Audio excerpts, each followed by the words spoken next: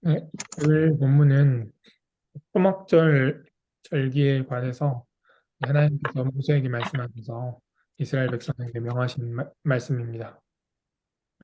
본문에서 초막절이라고 명시적으로 나와 있지는 않지만 일곱째 달 15일부터 시작되는 8일간의 절기라는 점에서 초막절임을 알 수 있습니다.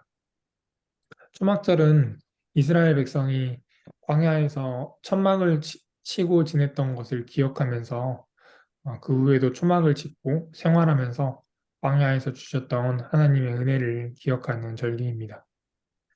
그래서 12절부터 40절까지의 본문을 보면 8일 동안의 초막절을 지킵니다. 그 중에서 첫째 날부터 마지막 날까지 어떻게 지내야 하는지를 하나님께서 말씀하고 계십니다. 첫째 날에 대해서 보면 거룩한 모임이 있고 또 생업을 돕는 일을 하지 말라라고 말씀하셨습니다. 이것을 통해서 이 첫 번째 날은 안식일임을 알 수 있습니다. 그리고 뒤쪽에서 여덟 번째 날도 이와 같이 거룩한 모임을 열고 생업을 돕는 일을 하지 말라라고 하신 것을 보아서 또 안식일임을 알 수 있습니다. 그러니까 안식일이 시작되고 또 7일이 지나서 여덟 번째 날, 그날이 안식일인 것입니다. 그래서 그 여덟 번의, 일곱 번의 날 동안에 하루하루 지켜야 할 내용들이 비슷하게 반복이 됩니다. 수송아지, 순양, 그리고 어린 순양을 흠없는 것으로 바칩니다. 그리고 그와 함께 곡식제물을 구워드리는 제물을 바칩니다. 특별한 것은 제물로 바치는 짐승의 숫자가 달라지고 있다는 점입니다. 첫째 날은 수송아지가 13마리입니다. 둘째 날은 12마리, 셋째 날은 11마리, 그러다가 일곱째 날은 7마리가 됩니다. 잘 아시다시피 7은 완전한 숫자, 완전수입니다. 그래서 시간이 지날수록 이제 완전함을 향해 나아가고 있습니다. 초막절이,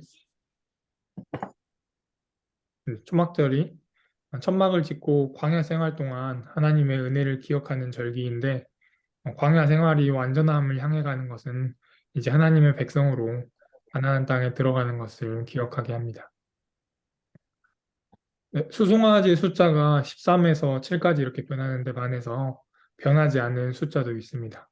순양과 어린 순양의 숫자는 각각 2마리와 14마리로 날짜가 지나도 같은 숫자를 제물로 반복하고 있습니다.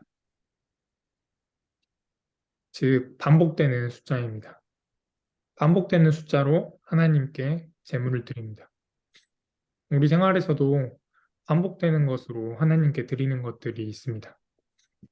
이 시간 매일 6시 새벽기도 시간이 반복됩니다. 그리고 매 시간 예수 기도가 반복이 됩니다. 매 주일 주일 예배가 반복이 됩니다.